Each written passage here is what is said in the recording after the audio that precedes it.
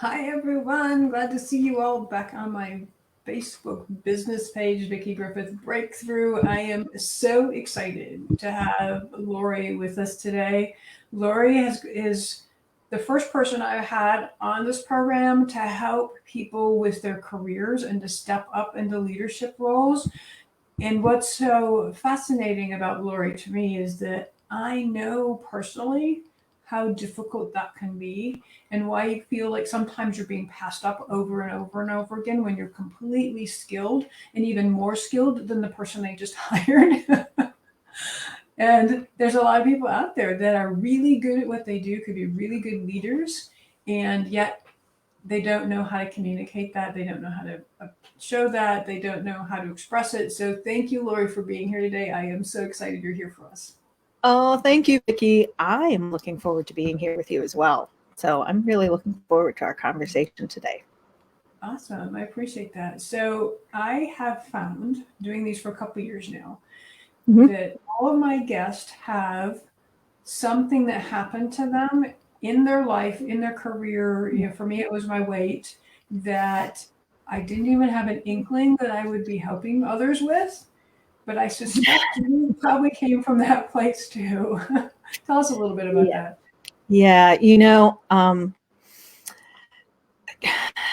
as I think about this story, I share it occasionally. I didn't used to share it at all until I found out that it actually does resonate with others and isn't quite as awful as I felt like it sounded. I remember the day I was working in a corporate job. I had a successful, up to that point, corporate career, liked what I was doing more or less. I found out that one of my coworkers, my peers, got promoted to vice president. And I remember distinctly storming into my boss's office. I demanded to know why I hadn't received a promotion to vice president, how he got promoted over me. And I was very arrogant in my thinking that I am better than he is. He should not be. Why am I not a vice president? If he's a vice president, I should be a vice president. Mm-hmm. And I was fortunate that I had someone who just looked at me very calmly. And all he said to me was, "Is that something you want?"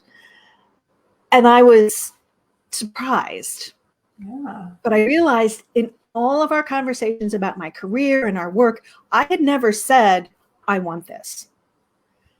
And we proceeded then to spend the next 12 months working on getting me promoted. And I ultimately did get the vice president title with his support, which was a completely proud moment in my career. I was so excited. I was so pleased. I was the first female with an executive title in the technology space, right? You know, it's not always that common. And I deserved it. I earned it, the title and the role. Looking back, that was a defining moment for me. And as I moved out of working in a corporate context and launched my own business and really moved on to find out what it is I wanted to do next after I had felt sort of fulfilled and satisfied in that arena, it really has inspired and fueled what I do and how I help people so that they don't have to walk in all ticked off and angry and hope that they have a compassionate, understanding boss. Because I didn't know anything. I didn't know how any of that worked. Right. I didn't understand that just doing good work, not enough. And I so appreciate that. And I don't know if it, some people would say that's a gender thing. So women won't always express what they want because sometimes they just don't know what they want. I think men are that way too. They think like you did, that hard work, showing that you can do the job and you're capable shows people that you want promotions, and that's not true. So thanks for sharing that. Yeah, my clients are split about 50-50, men and women. And there's this concept that's been taught, the model of servant leadership, which is an amazing model of leadership and very effective. The problem with it is people tend to confuse humility with they think that being humble and not talking about what you do and taking credit for anything is a good thing. And really then nobody knows that you've done anything. So Right. there's, and it's true. Women have a tougher time. Women, minorities, groups, different groups. We as a culture, I think we know this, tend to categorize certain. We categorize people and then decide who gets to have the opportunities based on what category you're in. Right. So I don't like that. That's just true. And I feel like my role is to help people get the edge. So I do have a special affection for those and affinity for those who are in a class that typically doesn't get treated with respect. And that being said, like you said, they don't know how to ask or tell people what they want. No, You said they don't. Being humble is a great thing to have as part of your personality, but not when you're in the corporate world and you want to keep moving up. And you can do both. That's what people don't understand. You can do both. You can be completely servant oriented, have a servant leadership style where you promote your team and you give them credit and you give them support, and you can be values driven and still take credit for what you've done. Part of that is a shift in thinking about that. Part of that is understanding the skill set of that, because those are skills we're never taught. Nobody sat down with me ever and went, hey, you know what? Nobody's going to see what you do. And if you do it really well, they're probably not going to notice because it's going well. So why would they pay attention to that? People tend to be problem focused. Right. So nobody sits you down and says, here's what you need to do. And that's what I do with my clients. Like, we walk through, what do you need to do? What do you have to change to get seen that still feels aligned with who you are and honors your values and honors what's important in that sense of humility that you want. I love that about you, because you don't hear that a lot in the corporate environment either. Let's figure out what aligns with you. Yeah. You often hear fake it till you make it. So do it the way we all think it's supposed to be done. And Rose Gibson is on. She made a comment that's so true. So thanks, Rose, for being on and watching and making a comment. But we do it the way we think it's supposed to be, based on our experiences with our parents and our environment, and and how we grew up and all of those type of things as well. So thank you for being that person that says you can still be you in a corporate environment, and you can still get promoted in a corporate environment or in your career by being you and aligning to your values. Thank you so much. I am so appreciative of that. I really appreciate it. So what's your client's biggest challenge? You talked about they don't know how to ask and they don't know, what they really want. What else is going on for them? I think the biggest challenge for them is it's a little bit related to what we've been talking about. They don't know how to promote themselves. They don't understand that the first thing they need to do is know very clearly who they are, what they offer, where they thrive. They need to know, which boils down to, if you're a person who's values driven and wants an impact, what is the impact you want to have? What's the impact that's meaningful to you? And then what are the things that you're really good at that you like to do? And being able to pull those pieces together. And then what have you actually done? Because we've all accomplished things that we'd like people to notice. We'll pull out that list. And then knowing how to go, okay, how do I communicate that? How do I communicate that if internally to my boss? Who do I communicate that to? Most of us tend to isolate and go, well, my team knows. That's not enough anymore. You need to communicate to the person you report to.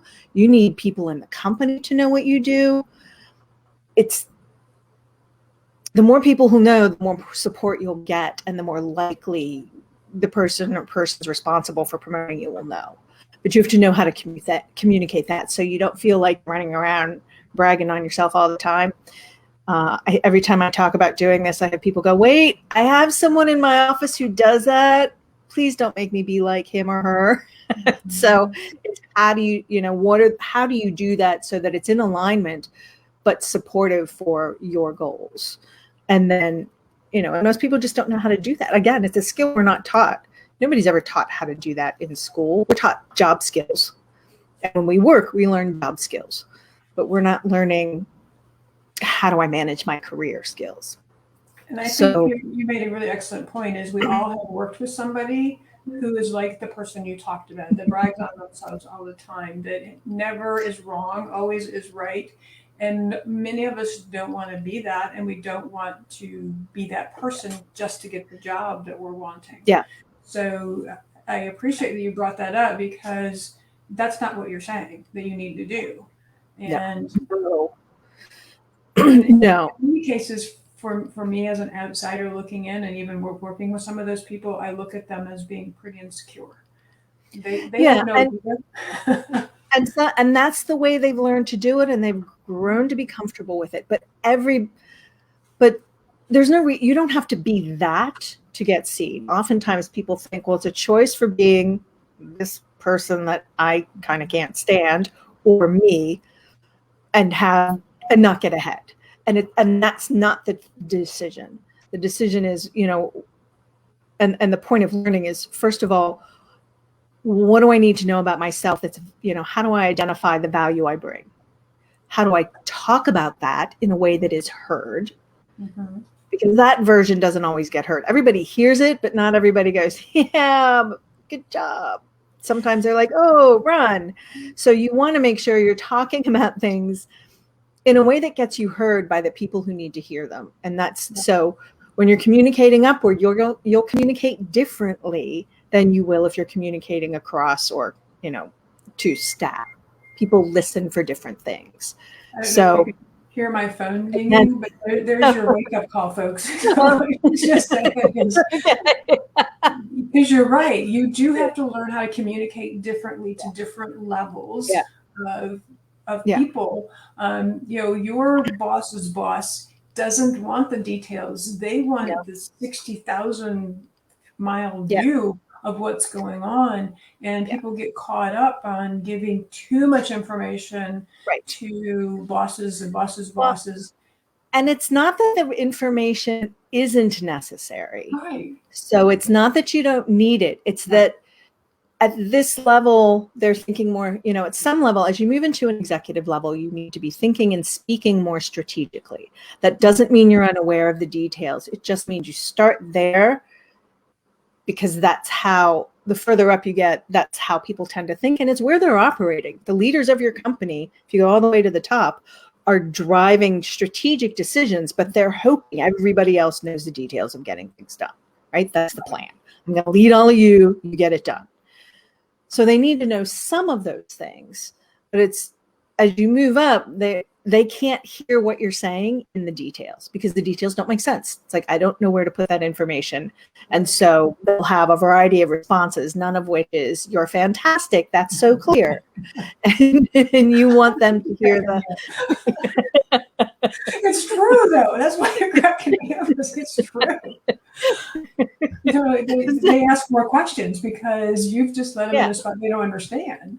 And then you get frustrated because they don't run out of time. And they run out of time. They're like, okay, well, I had 5 minutes and I don't know what you said. And so it's not that the details aren't important, because they're part of how you decide things and how you, when you're managing them, know things. But knowing what to communicate at what level. And that's a skill. Again, it's a skill that you can learn. Some people seem to figure it out. Some people don't figure it out, but it shouldn't be something you have to figure out. It's one of the things that I teach to my clients. And it's true. It's true in the company you're working in if you want to get promoted, but it also applies in interviews. And it also applies when you're applying for jobs. Your job search tools, as you move up, they need to be, typically as you write a resume, for example, your LinkedIn profile, we tend to write about our career as it evolves, which means at your junior level positions, you're describing them the way it looked to you when you worked in it and what was important to you then. Mm-hmm. But if you start out as, an entry level person, the details that are important to get hired as an entry level person are different than what you need to get hired as a manager. And as you move past the manager into director and up, the details shift, and you need to start demonstrating more that strategic level communication. Yes, I know the details, but I don't need to share all of them with you. I need to speak at this different level. And that, which is why typically you have to rewrite your whole resume by the time you start to move from manager to director or up, because you have to now tell your story through the lens of who you are now. It's not a biography or an autobiography of here's a story of my work history. Or if it is, it's through the lens of who you are today, not as it unfolded. So what I'm hearing is that you help your clients with also, so you made some really great points about how you help your clients. Yeah. But you're also helping them with the practical resume writing so that the resume reflects the position they're looking for rather than the one they just had. And that is huge. Yeah. It needs to do two things. It needs to reflect the position you're looking for. And I like to see the resume with things that also highlight the kind of organization you're drawn to. So if you want to work in an environment that, I had a client I talked with this morning, and we were talking about the importance of how people treat each other, of how people treat each other throughout the organization, that the communication is respectful and that the relationships are filled with respect and trust. And so we talked about putting in some language for her that talks about how she builds relationships in her company. When she's working and collaborating, it's not just I collaborate with, it's I quickly build trusted, mutually respectful relationships. And just putting in that language will start to attract organizations who want that in their employees. And if you're working in a place that you feel like is toxic, is abusive, doesn't have any of these things, it's tempting to think that that's the way all companies are. And I just want to clearly state it's not. There are organizations that operate really well and have healthy communications and great leadership and take care of their employees. You have to look for them, but they definitely exist. And it is more so in 2021 and as we move forward than ever that companies that take care of their employees and their wellness for real matters, that being inclusive and equitable in how they treat people is something that leaders are taking very seriously as we move forward. So wow, that's good to hear. Yeah. It's kind of exciting that out of like this weird 2020 year, companies and corporate leadership are really stepping up their game to help in response to what's happened and how things have unfolded. But they're really looking for how to measure that in a real way, not just in a check the box token way. Right. And I think that's very encouraging. And it is very encouraging. And what's also very encouraging is that you've watched that trend so that you can help your clients write their resume for basically, it's called, most people call it like a corporate culture type thing. What I'm hearing is it's being called something else now, which is fine. But I would have never thought of that, writing my resume to reflect the organization I wanted to work in. And it only makes sense. I know a few years back, a friend of mine was applying for a position, and they actually asked her to write a biography. Like a couple page biography, not just sorry. I know that caught me off guard. It's like, what? But what a great way to see if that candidate's going to fit into your culture. Yeah. And it would be nice if in doing that, they're also providing something. I don't know what her experience was, but that it's an even risk of, here, I'll tell you my personal story. Now you tell me something in exchange about how you you pull back the covers and let me see how you operate for real. Right. And how you do things. Right. Well, it's an interesting approach, though. It is an interesting approach, one that I hadn't thought of, but I think it might go along with what you're talking about, how corporations and companies, organizations are looking to make sure that their fit is a right fit for everybody, not just them. And so that was, in that sense, it was kind of like eye-opening. It's like, well, that's really, they go the one extra step to make sure you're going to fit into our culture. And well, I'm not sure what I think about.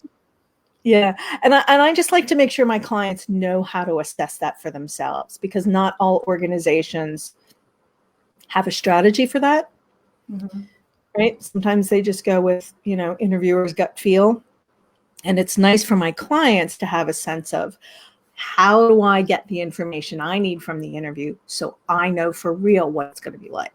How do I manage it from my end so I feel a little bit more informed and feel a little bit more in control of the choice that I'm making, and actually I'm making an informed choice versus hope I got lucky this time.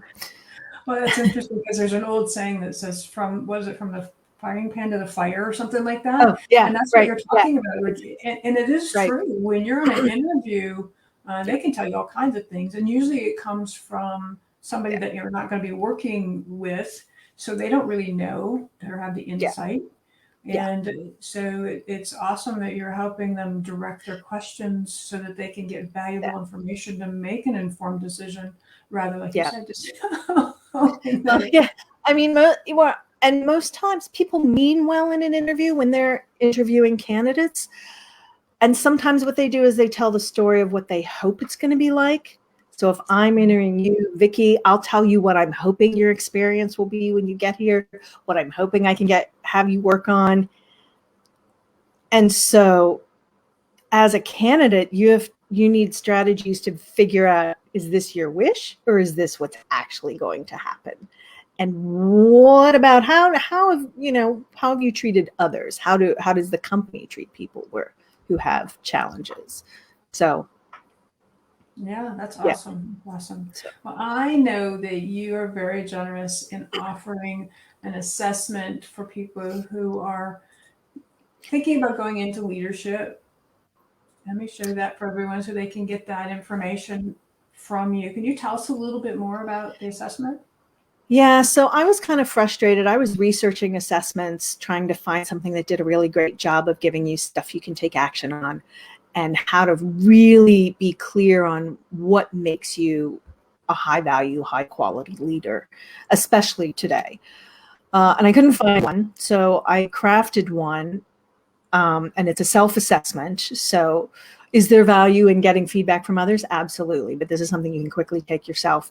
It also is good if you've been leading for a while. I have leaders who come in and take the assessment and go, oh, here's an area that I haven't really thought about or focused on. So it's an assessment. It doesn't take that long to take. It's multiple choice. You run through, take the assessment and see how you stack up and see which areas are opportunities for you to grow and change. And it'll give you some things to think about. And I'm sure from there, then people can get in touch with you to have a call. I'm sure questions are going to come up. And like you so said, I offer a debrief call of the assessment so we can talk about what are the 3 most impactful steps you can take to take your leadership forward after you take the assessment. I love that debrief call. I could tell you're in IT.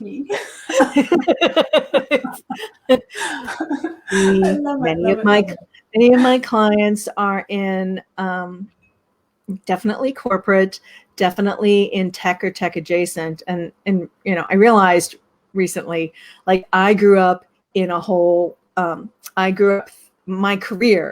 IT career was spanned the 3rd industrial revolution, which makes me feel a little weird. And what happened is tech went from like 1 or 2 types to tech is now the foundation for everything. So it is much broader. So if you're in tech or tech adjacent, because there are many names for it now. And those are my people. Those are my people, my clients. I understand them, and I understand the tech enough to understand what they're talking about most of the time. That's awesome. Well, I'm glad you're out there because I know that for a lot of people in those fields, they don't feel a lot of support and they don't know who to go to. And so with you having both the background, the experience, then, and you know how to talk the talk, you know what they're looking for. So I'm grateful that you chose this as a career and that you're out there supporting others. Especially in the IT type. And like you said, tech adjacent, everything is tech. Now, so. I'm getting a lot of HR resources and executives recently, and they are far more. It's one of those. I'm like, oh, you guys do a lot more tech than I realized. Everybody's got their hands in something or is right next to it. So their focus is still the people, in the company, but there's a heavy technology element. So Yeah, absolutely. Absolutely. Well, thanks so much for being with us today. I yeah, really absolutely. enjoyed this and appreciated it. And I still have the assessment up so you can get a hold of Lori through the assessment and get one of those debrief calls because that is so incredibly valuable to get your next 3 steps Yeah. to change your leadership, improve your leadership, get a promotion, whatever it is that you're looking for. And she's a valuable asset for you all to move forward in your career. So thanks so much, Lori. Absolutely. It's been my pleasure. So see you all next time. Sending love, everyone. Bye-bye.